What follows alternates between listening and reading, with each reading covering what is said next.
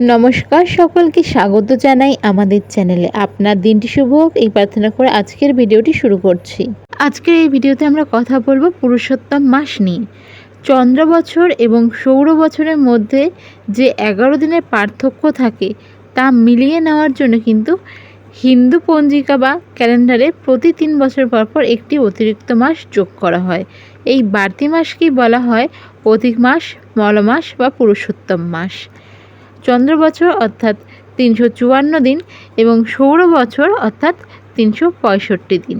তবে কিন্তু এটা কোনো স্থায়ী মাস নয়। এক এক বছর এক একটি মাসের সাথে এই মাসকে যুক্ত করা হয়। 2026 সালে এটি জ্যৈষ্ঠ মাসের সাথে যুক্ত করা হয়েছে পঞ্জিকা অনুসারে। চলতি 2026 সালের অধিক মাস বা পুরুষোত্তম মাস ইতিমধ্যেই শুরু হয়ে গেছে। এটি হিন্দু ক্যালেন্ডারের একটি অতিরিক্ত মাস, যা মূলত চন্দ্র বছর ও সৌর বছরের মধ্যে ভারসাম্য বজায় রাখার জন্য প্রতি 3 বছর পর পর আসে। এই বছরের পুরুষোত্তম মাসের সঠিক সময়সূচি যদি বলা যায় তবে শুরু হচ্ছে 17 মে 2026 রবিবার এবং এই মাসের শেষ তারিখ হলো 15 জুন 2026 সোমবার। আর এই মাসের কিছু গুরুত্বপূর্ণ তিথি হলো পরমা একাদশী, যেটি আগামী 27 মে 2026 এই তিথিতে পড়েছে।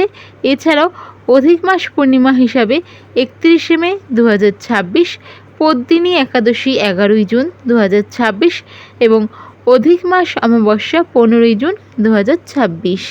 এই তিথিগুলো এই বছর এই পুরুষোত্তম মাসের তিথি হিসাবে মেনে নেওয়া হচ্ছে।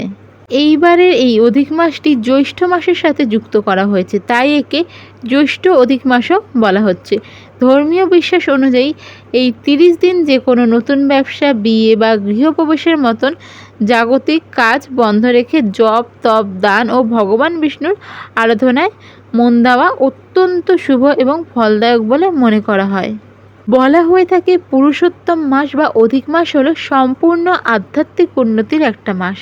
জ্যোতিষ ও সনাতন ধর্মশাস্ত্র অনুযায়ী এই মাসে জাগতিক ও বিলাসবহুল কাজ বর্জন করে ঈশ্বরের আরাধনা করলে এবং অন্য যে কোনো মাসের থেকে যেন এই মাসে দ্বিগুণ পুণ্য লাভ হয়। এই পবিত্র মাসে কী কী করা উচিত বা কী কী করা একদমই উচিত নয়, চলুন সেই বিষয়ে জেনে নেওয়া যাক। পুরুষোত্তম মাসেই যা যা করা শুভ সেগুলির একটি হিসাব প্রথমে আমরা আপনাদের সাথে এখানে শেয়ার করছি। এই পুরুষোত্তম মাসটি ভগবান বিষ্ণু এবং শ্রীকৃষ্ণের চরণে উৎসর্গ করা হয়, তাই এই সময় নিজের যে কাজগুলি করা উচিত এবং ভালো ফলদায়ক সেটা হচ্ছে বিষ্ণু এবং কৃষ্ণের আরাধনা। প্রতিদিন ভগবান বিষ্ণু বা রাধাকৃষ্ণের পূজা অবশ্যই করুন। এই মাসে ওম নমঃ ভগবতে বাসুদেবায় মন্ত্রের জপ বা বিষ্ণু সহস্রনাম পাঠ করা ভীষণ রকম অত্যন্ত শুভ একটি কর্মসূচি। এই মাসে কী কী করবেন তার মধ্যে এটি একটি। তাছাড়াও দান ধ্যান অর্থাৎ অসহায় ও দরিদ্র মানুষকে অন্ন, বস্ত্র, জল বা সামর্থ্য অনুযায়ী অর্থ দান করতে পারেন। এই মাসে কিন্তু দানের গুরুত্ব অপরিসীম। এছাড়াও দীপদান, প্রতিদিন সন্ধ্যায় ঘরে, ঠাকুর ঘরে এবং বিশেষ করে তুলসী তলায় ঘি বা সর্ষের তেলে প্রদীপ দান বা দীপদান করা ভীষণ রকম শুভ।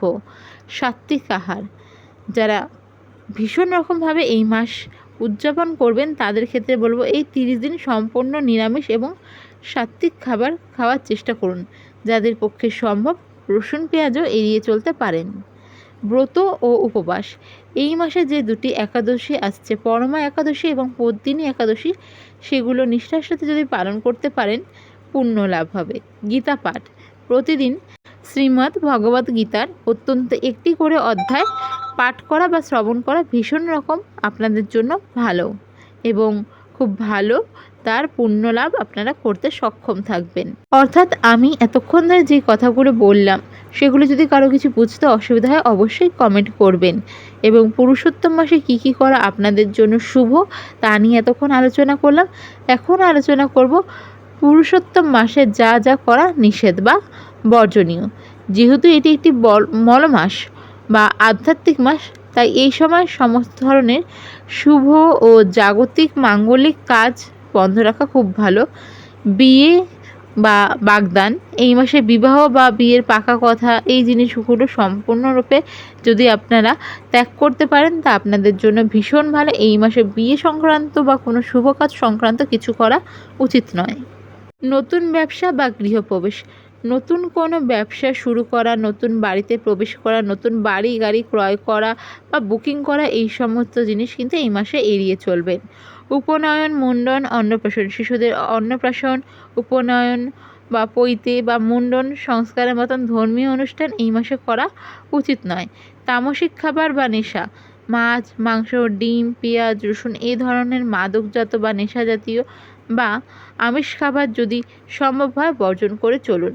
বিলাসিতা ও অহংকার, কোনো নতুন দামি জিনিস কেনা বা কারোর সাথে ঝগড়া, বিবাদ, পরনিন্দা করা, মিথ্যে কথা বলা, এগুলোর থেকে নিজেকে এই মাসে দূরে রাখুন।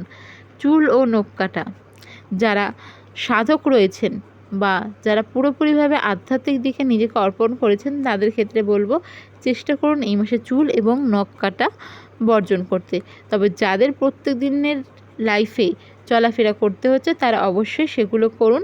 তবে একটা জিনিস করবেন, কি করবেন, ধরুন কোথাও গিয়ে চুল কাটলেন, সেখানে কাটা চুল নিজের কিছুটা নিয়ে আসবেন বা বাড়িতে বা যেখানে আপনি নখ কাটছেন নখের একটি টুকরো হলেও নিয়ে আসবেন, এনে একটি সাদা কাপড়ে বেঁধে ঘরে ওটা রেখে দেবেন।